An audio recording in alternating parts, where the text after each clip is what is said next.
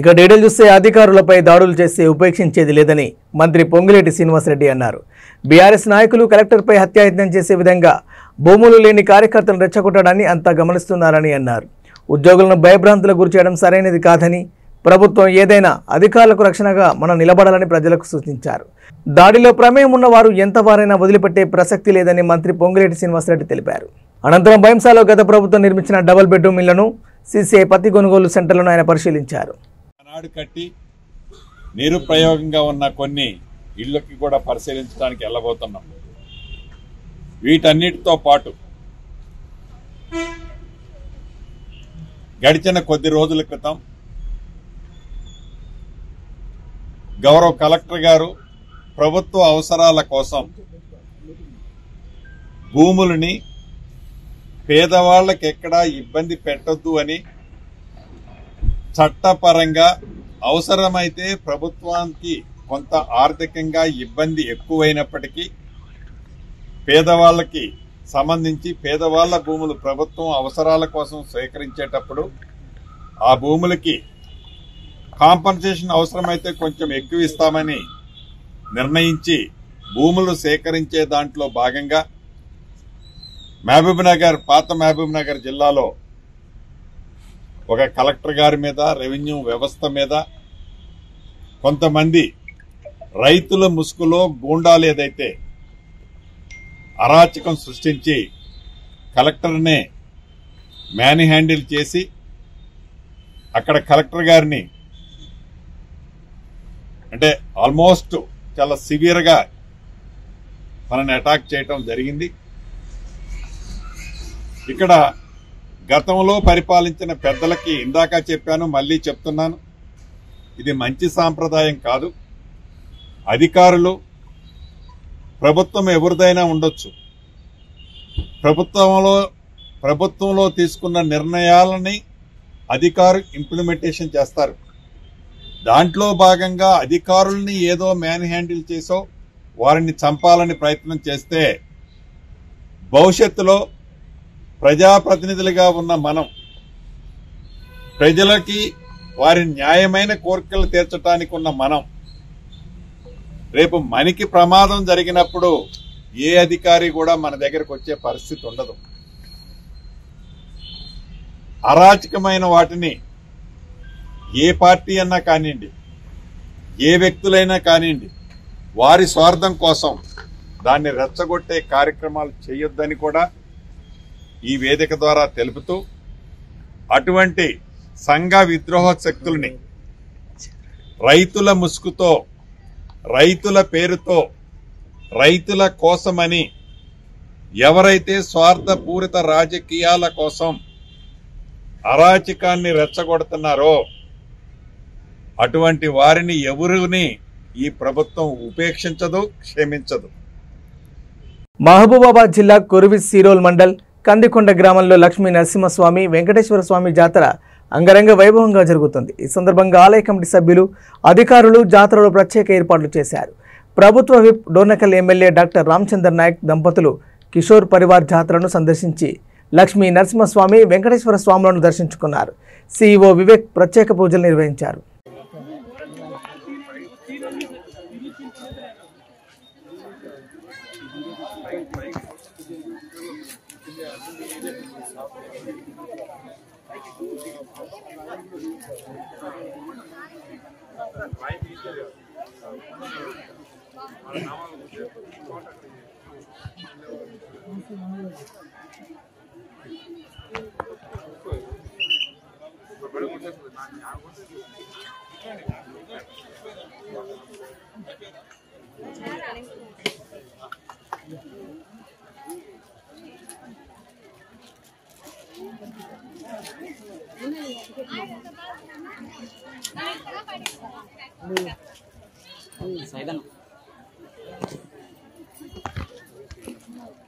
గత వారం రోజుల క్రితం బాసర త్రిబుల్హెట్టిలో విద్యార్థిని స్వాతి ప్రియ హాస్టల్ గదిలో ఉరేసుకుని ఆత్మహత్య విషయం విదితమే.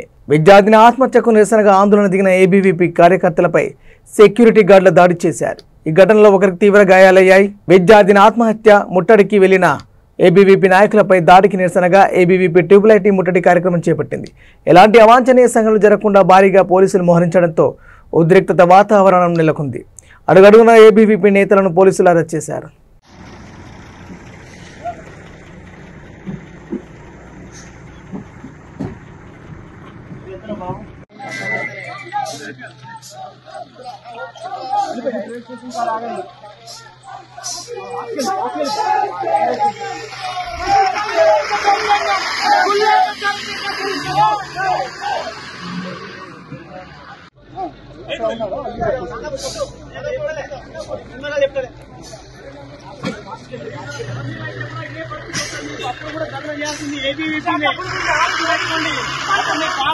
బాబుకు అయితే కూడా మేమే ధర్నా చేసేది అది గుర్తుపెట్టుకొని మీరు ఏదో అరెస్ట్ చేస్తారు.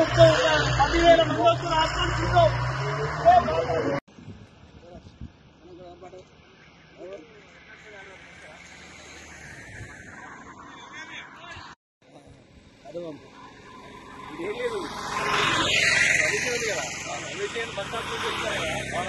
అక్కడే కొట్టేస్తారు. అక్కడే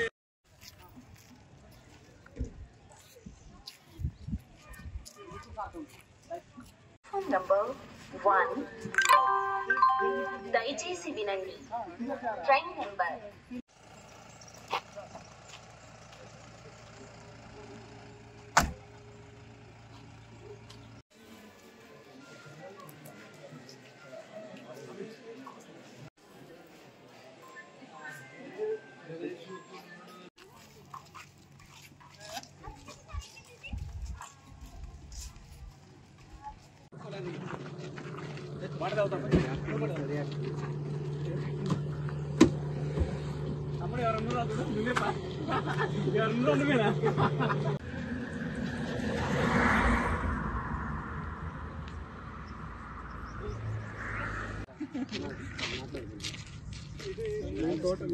తోటలో పని చేసుకుంటే చేనులో పని చేసుకుంటే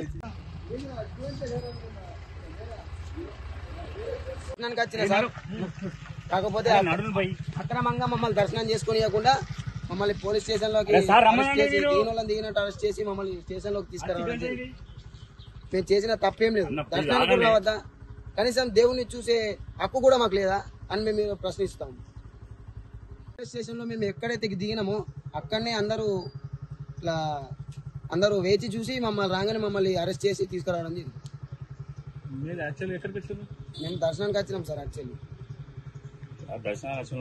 సిపిఐ నుంచి సస్పెన్షన్ గురైన నాగబైరు రామసుబ్బాయమ్మ జిల్లా పార్టీ కార్యదర్శిపై కమిటీపై చేసిన ఆరోపణలు నిరాధారమని, అసత్యమని చిలుకలూరిపేట సిపిఐ నూతన ఇన్ఛార్జ్ కార్యదర్శి తాళ్ళూరి బాబురావు, సహాయ కార్యదర్శి బొంత ధనరాజ్ కమిటీ సభ్యులు ఖండించారు.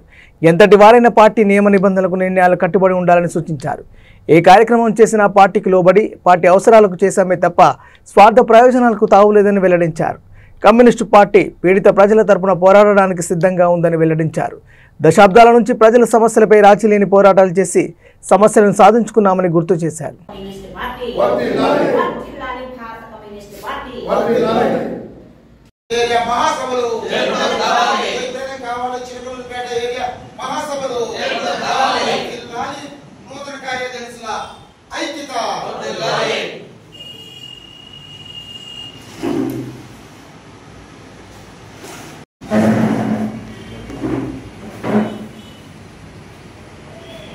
గత 2 రోజుల నుంచి ఈ చిలుకలూరిపేట నియోజకవర్గంలో కమ్యూనిస్ట్ పార్టీ మీద జిల్లా భారత కమ్యూనిస్ట్ పార్టీ కార్యదర్శి జిల్లా సమితి మీద అనేక అసత్య అబద్ధపు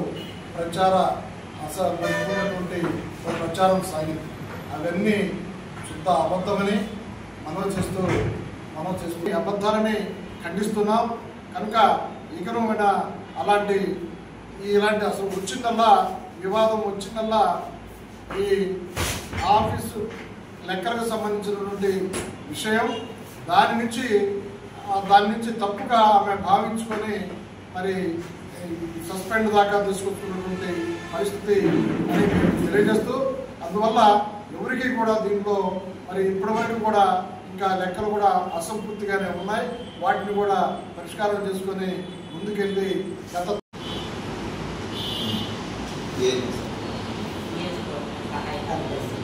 నియోజకవర్గ సహాయ కార్యదర్శిగా మరి మా వంతు మేము కృషి చేస్తామని భావిస్తూ భారత కమ్యూనిస్ట్ పార్టీ మరి సిఆర్ మోహన్ రావు గారు చనిపోయిన తర్వాత ఇప్పుడు దాకా ఇన్ఛార్జిగా రామసుబ్బాయి గారు కొనసాగారు. మరి ఇది రాష్ట్రము జిల్లా పరిధిలో కూడా అంతా చర్చలు జరిపే మేము ఒక నిర్ణయం తీసుకోవడం జరిగింది. కొత్త కార్యదర్శిగా ఇన్ఛార్జి కార్యదర్శిగానే తాళ్ళూరు బాబురావు గారిని, అట్లనే సహాయ ఇన్ఛార్జి కార్యదర్శిగా కొత్త ధనరాజు గారిని మేము కమిటీ తరఫున ఎన్నుకోవడం జరిగింది. వీళ్ళిద్దరు ఆధ్వర్యంలోనే మేము మహాసభలు జరుపుకుంటాం. ఈ నేపథ్యంలోనే అనేక రుమాలు అనేక రకాలుగా వాదనలు వస్తున్నాయి. మేము భారత కమ్యూనిస్టు పార్టీ తరఫున దాన్ని ఖండిస్తా ఉన్నాం. వివరాల్లోకి లోతుగా మేము వెళ్ళదలుచుకోలేదు. గత 2-3 రోజుల నుంచి చూస్తున్నటువంటి ప్రెస్ మీట్ కానీ సోషల్ మీడియాలో కానీ గత కార్యదర్శిగా చేసినటువంటి కార్యక్రమాలని భారత కమ్యూనిస్ట్ పార్టీ ఏరియా సభ్యుడిగా నేను ఖండిస్తున్నాను. సోదరులారా, గత 2-3 నెలల నుంచి సమావేశాల్లో జరుగుతున్నాయి. ఏరియా కమిటీ సమావేశాలు. ఆ సమావేశాల్లో జరిగినటువంటి ప్రతి కార్యక్రమాన్ని జిల్లా వాళ్ళ దృష్టిలోను, అదేవిధంగా రాష్ట్ర సమావేశం రాష్ట్ర కార్యదర్శి గారి దృష్టిలో ఉండటం వల్ల వాళ్ళు తీసుకున్నటువంటి ఆ నిర్ణయాలకి మేము కూడా 5,000 మన జిల్లాకి ఆదాయం సమకూర్చుండనే ఒక నిబంధనల ప్రకారం మన చిలకలూరుపేట ఏరియా నుంచి కూడా మన 15,000 రూపాయలు మన జిల్లా కార్యదర్శి గారికి పంపించడం మన ఏరియాలో ఉన్నటువంటి ప్రతి కమిటీ సభ్యులకి తెలిసిన విషయాన్ని. అలాంటి ఈ కార్యక్రమాన్ని ఈరోజు మేము 15,000 ఇస్తున్నాము. ఆయన ఇవ్వకపోతే జిల్లా కార్యదర్శి మా మీద ఇలాంటి చర్యలు తీసుకోవడానికి తీసుకున్నారనే ఒక ప్రచారాన్ని, తప్పుడు ప్రచారాన్ని మనం జనాలకి మెసేజ్ పంపించడం మేము పూర్తిగా ఖండిస్తున్నాం. అలాంటి మాట మాత్రం అవాస్తవం. ఆ తర్వాత జరిగినటువంటి ఈ యొక్క కార్యక్రమంలో భాగంగా చిలకలూరిపేట మండలం పోతవరం గ్రామానికి చెందిన బైక్ మెకానిక్ షేక్ కాళేశావలి చిలకలూరిపేట నుండి పోతవరం వస్తుండగా రోడ్డుపై గుంతలు ఏర్పడడంతో ద్విచక్ర వాహనం అదుపు తప్పి కింద పడింది. ఈ ప్రమాదంలో కాళేశావలి తలకు తీవ్ర గాయాలై అక్కడికక్కడే మృతి చెందాడు. పట్టణ పోలీస్ సిబ్బంది సంఘటనా స్థలాన్ని చేరుకుని మృతదేహాన్ని పరిశీలించి పోస్టుమార్టం నిమిత్తం ఆసుపత్రికి తరలించారు. వరుస ప్రమాదాలు జరుగుతున్న ఆర్ఎండ్బి అధికారులు చూసి చూడనట్టుగా వివరిస్తున్నారని ప్రజలు ఆగ్రహం వ్యక్తం చేస్తున్నారు.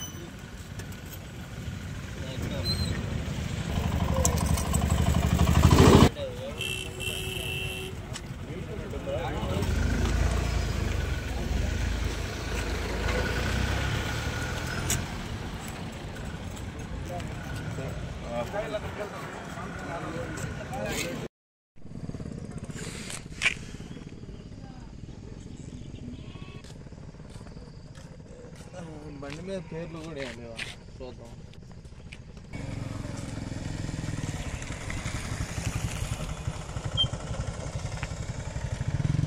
వాళ్ళు ఫోన్ చేసి ఎక్కడ అడ్రస్ మొత్తం అడిగారు మరి రాలా.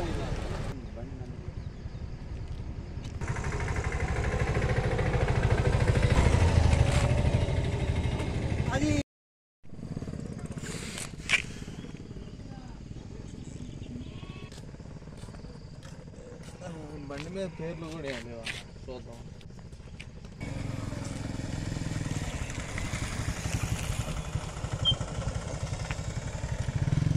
వాళ్ళు ఫోన్ చేసి ఎక్కడ అడ్రస్ మొత్తం అడిగారు మరి రాలా.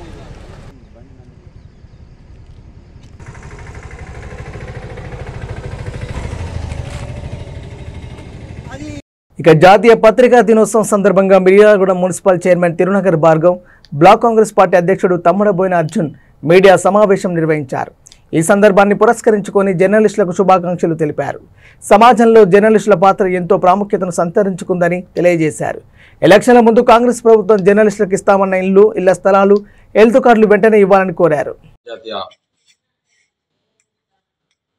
విలేకరుల దినోత్సవం సందర్భంగా వారికి అందరికీ కూడా టైం రాత్రనక పగలనక నిజాన్ని నిర్భయంగా ప్రజల్లోకి తీసుకెళ్ళి ఏ విషయాన్నైనా ఎటువంటి విపత్కర పరిస్థితులైనా అది తుఫాన్లైనా లేతే యుద్ధ సమయంలో అయినా ఏ సమయంలో అయినా కరోనా టైంలో కానీ ఏ ప్రజల్లో అవేర్నెస్ తీసుకురావడానికి ప్రతి ఒక్కరు కృషి చేస్తున్న సోదరులందరూ కూడా ఈరోజు పేరు పేరున ధన్యవాదాలు తెలియజేసుకుంటూ ఇటువంటి ఈరోజు అసలు మనం ప్రజలలో ఐక్యతను ప్రజల్లో అవేర్నెస్ను తీసుకొస్తున్న మీ అందరూ కూడా పేరు పేరున ధన్యవాదాలు తెలియజేస్తున్నాం. జర్నలిస్ట్ మిత్రులందరికీ అంతర్జాతీయ పత్రికా దినోత్సవ శుభాకాంక్షలు తెలియజేస్తా ఉన్నా.